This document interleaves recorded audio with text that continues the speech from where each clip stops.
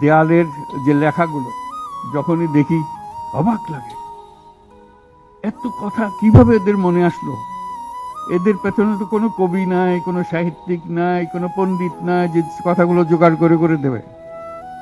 কিন্তু সারা শহর ছড়িয়ে আছে, অন্যান্য শহরেও আছে। প্রতিটি কথা অত্যন্ত মূল্যবান, ছোট্ট কথা, ছোট্ট ছবি, অত্যন্ত মূল্যবান। আমি প্রথম দু একদিন দেখার পরে বললাম যে এইগুলো তো কদিন পরে হারিয়ে যাবে।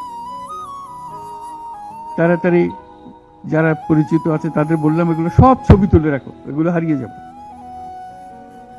ঢাকা শহরের যত দেওয়াল আছে সব দেওয়ালের ছবি তারা সংগ্রহ করে রেখেছে।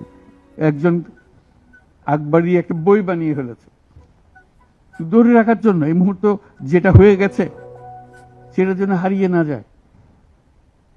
এই বই এখন প্রকাশিত হবে, যারা দেখে নাই, যারা দেখার সুযোগ পায় নাই, দূরে আছে, তাদেরকে যেন আমরা দেখাতে পারি আমাদের ছেলেরা কি করেছে, আমাদের মেয়েরা কি করেছে।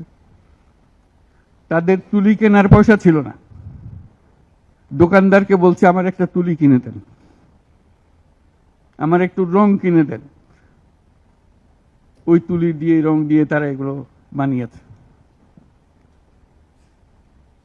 সেই ছবিগুলো, সেই কার্টুনগুলো বই আকারে যাতে প্রকাশ করে।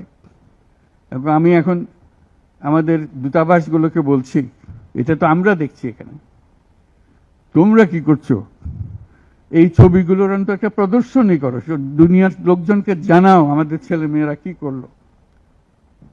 প্রত্যেক দূতাবাসে যাতে করে আমাদের এই দেয়ালের ছবি, আমাদের এই ভিডিও